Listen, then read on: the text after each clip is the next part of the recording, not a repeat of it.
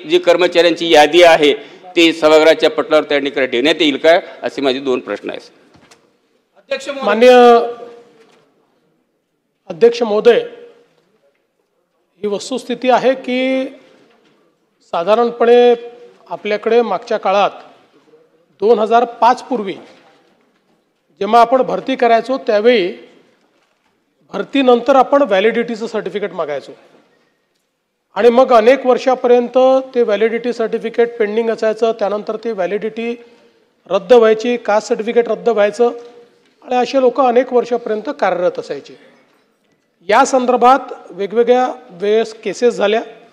मुळात हा प्रश्न हा साधारणपणे 95 आणि 2005 या कालावधीतला प्रश्न आहे. कारण 2004 साली आपण कायदा केल्यानंतर 2005 पासनं व्हॅलिडिटी मिळाल्याशिवाय आपण कोणालाही नोकरीमध्ये घेत नाही. पण ज्यावेळेस सुप्रीम कोर्टामध्ये हा मुद्दा गेला त्यावेळेस 95 पूर्वीच्या लोकांना सुप्रीम कोर्टाने पूर्णपणे त्या ठिकाणी संरक्षण दिलं आणि त्यामुळे त्यांचा प्रश्न तो निकाली निघाला. पण 95 नंतरच्यांना मात्र त्या ठिकाणी कुठलंही संरक्षण द्यायला नकार दिला आणि त्यामुळे 95 ते 2005 या कालावधीत जे लोक या ठिकाणी नोकरीला लागले आणि ज्यांचं जात वैधता प्रमाणपत्र हे त्या ठिकाणी अवैध ठरलं त्यांना नोकरीतनं काढून टाकण्याच्या संदर्भातला विषय आला. या संदर्भात आपल्या सभागृहाने आणि शासनाने देखील एक मधला मार्ग काढला. एक कारण यापैकी बऱ्याच लोकांनी 20-20 वर्ष नोकऱ्या केल्या होत्या आणि म्हणून त्यांची नोकरी समाप्त केली आणि त्यांना अधिसंख्य पदावर आपण वर्ग केलं आणि ते जोपर्यंत त्या ठिकाणी रिटायर होत नाही तोपर्यंत अधिसंख्य पदावर ते काम करतील, त्यांना बढती मिळू शकणार नाही. अशा प्रकारे हा निर्णय घेण्यात आला आणि आपण असाही निर्णय घेतला की ही जी पदं रिकामी झाली आहेत, जी समजा शेड्यूल ट्राईबची बिंदू नामावली आहे, यात मॅक्सिमम शेड्यूल ट्राईबच आहेत, शेड्यूल ट्राईबची जी बिंदू नामावली आहे त्या बिंदू नामावलीनुसार याची भरती आपण सुरू करायची असा आपण निर्णय घेतला. या संदर्भात आपण जर बघितलं तर एकूण या ठिकाणी 6680 असे आपले कर्मचारी अधिसंख्य पदावर गेले.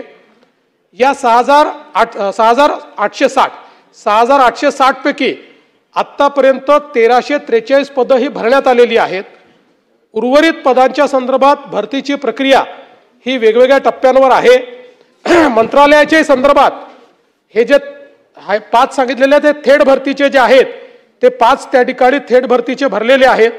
उर्वरित काही प्रमोशननी ज्या ठिकाणी येतात ते बिंदू नामावलीच्या संदर्भात काम करण्यात आलेलं आहे आणि काही थेट भरतीचे जे आता प्रलंबित आहेत त्याची भरती प्रक्रिया सुरू झालेली आहे. मी या सभागृहाला आश्वस्त करू इच्छितो की हे जेवढे पदं रिक्त आहेत, म्हणजे आता 1343 आहेत आणि काही अगदी अंतिम टप्प्यामध्ये आहेत, तरी देखील माझा अंदाज असा आहे की एक 3-3.5 हजार पदं अशी असतील की ज्याच्यावर अद्यापही भरती झालेली नाही. मी एक्झॅक्ट आकडा माझ्याकडे आता तो नाही, पण मी या सभागृहाला आश्वस्त करतो की आता जी आपली भरती प्रक्रिया सुरू होणार आहे या भरती प्रक्रियेमध्ये ही सगळी पदं जी शेड्यूल ट्राईबची आहेत ती शेड्यूल ट्राईबच्या बिंदू नामावलीची ही सगळी पदं या ठिकाणी भरण्यात येतील. नितीन राऊत. अध्यक्ष महोदय, या ठिकाणी लक्षवेधी जी आहे ती आदिवासींच्या प्रश्नांसंबंधीची आहे आणि जी वस्तुस्थिती आदरणीय आमदार माझे सहकारी भीमराव केराम यांनी मांडली त्यामध्ये राज्य शासनाने जे उत्तर दिलं निश्चितच गोलगोल आहे. अध्यक्ष महोदय, मी सभागृहाच्या नजरेस आणि खास करून मुख्यमंत्र्यांच्या नजरेस ही बाब आणून देऊ इच्छितो आपल्या माध्यमातून की भारतीय संविधानाने आदिवासी समाजाला 7% आरक्षण दिलं आणि या 7% आरक्षणापैकी गेल्या 4 दशकात केवळ 3% आरक्षणाचा लाभ आदिवासी समाजाला मिळालेला आहे आणि 4% आरक्षण जे त्या ठिकाणी गेलं ते आता माननीय मुख्यमंत्र्यांनी कबूल केलं की मागच्या 2005 पूर्वी काय घडलं ते बिगर आदिवासींनी ते लुटलेलं होतं. अध्यक्ष महोदय, राज्य शासनाच्या विविध विभागात अनुसूचित जमातीची 1,55,696 पदे राखीव आहेत.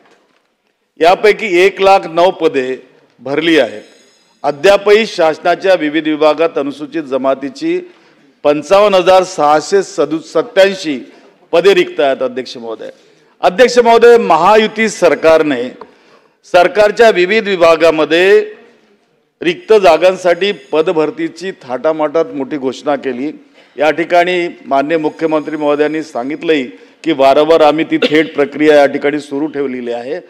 परंतु आज जी वस्तुस्थिती आहे त्यामध्ये असं दिसून येते की खाजगी कंपन्यांमध्ये खास करून नोकर भरतीसाठी एक प्रकारे राज्य सरकारने पैसा खर्च केला, परंतु मुळामध्ये नोकऱ्याच मिळालेल्या नाहीत। त्या ठिकाणी राज्यातील शासकीय, निमशासकीय आणि स्थानिक स्वराज्य संस्थांच्या आस्थापनावरील अनुसूचित जमातीसाठी राखीव असलेली तब्बल 12,520 पदे ही खोट्या आदिवासी जाती प्रमाणपत्राच्या आधारे गैर आदिवासींना देण्यात आली, परंतु त्याबद्दलचं अजूनही निर्णय काही झालेला नाही। या ठिकाणी राज्य शासनानं एक मध्यम मार्ग काढला होता की त्यांना तिथं ठेवायचं, पुढं प्रमोशन द्यायचं नाही, परंतु ते स्थानिक स्वराज्य संस्थांमध्ये लागू झालेलं नाही। ही सुद्धा वस्तुस्थिती या ठिकाणी मी मांडू इच्छितो। अध्यक्ष महोदय, या ठिकाणी आज जर आपण विचार केला तर सार्वजनिक बांधकाम विभाग या ठिकाणी आपण फक्त सामान्य प्रशासन विभागाचा किंवा मंत्रालयाचा विचार या ठिकाणी करतो आहोत, परंतु आपल्याच सरकारमध्ये सार्वजनिक बांधकाम विभाग आहे, त्यामध्ये जी आदिवासींची पदं आहेत ती 29 पदं तर गायबच आहेत अद्याप। हे माझ्याकडे वृत्तपत्राचं कात्र नाही मुख्यमंत्री महोदय, मी आपल्याला पाठवेल। तर या ठिकाणी या विभागामध्ये अ ते ड संवर्गात एकूण पदे 14,181 आहेत। यापैकी अनुसूचित जमातीसाठी 1,060 पदे राखीव आहेत। अनुसूचित जमातीची भरलेली पदे ही 858 आहेत। 202 पदांचा पूर्वीचा अनुशेष अजूनही शिल्लक आहे अध्यक्ष महोदय। आणि अशा या परिस्थितीमध्ये मी माझे 3 प्रश्न या ठिकाणी थेट मी विचारू इच्छितो की पहिला प्रश्न, बिगर आदिवासींनी बनावट जात प्रमाणपत्राच्या आधारे खऱ्या आदिवासींच्या नेमक्या किती जागा बळकावल्या याची वस्तुनिष्ठ माहिती राज्य सरकार देणार आहे का? हा पहिला प्रश्न। सार्वजनिक बांधकाम विभागातून अनुसूचित जमातीसाठी राखीव असलेली तब्बल 29 पदे गायब झाले असल्याची धक्कादायक बाब ही जी पुढे आलेली आहे त्याबद्दल राज्य सरकार चौकशी करणार का आणि आदिवासी समाजाला न्याय देणार आहे का? हा दुसरा प्रश्न। तिसरा प्रश्न, राज्य शासनाच्या विविध विभागात अनुसूचित जमातीची 55,687 पदे आता या ठिकाणी रिक्त आहेत। त्या पदाची भरती प्रक्रिया करत असताना त्या संबंधी विशेष भरती मोहीम राबविण्यात येणार आहे का आणि ती कधीपासून राबविण्यात येणार असा माझा प्रश्न आहे अध्यक्ष महोदय। धन्यवाद।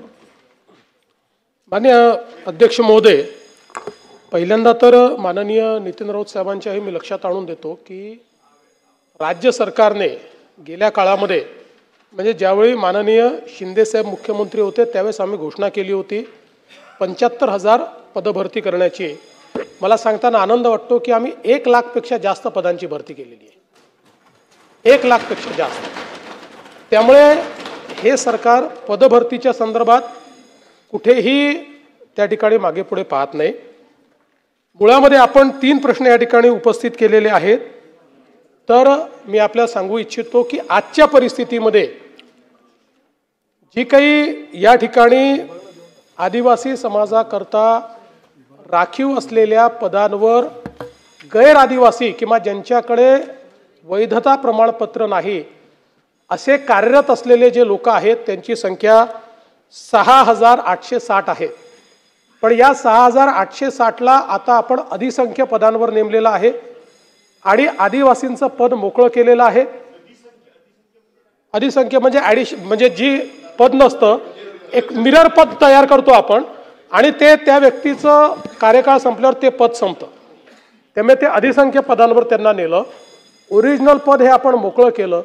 या मोकळ्या केलेल्या 6,860 पैकी 1,343 एवढी पदं आदिवासीतनं भरली गेली।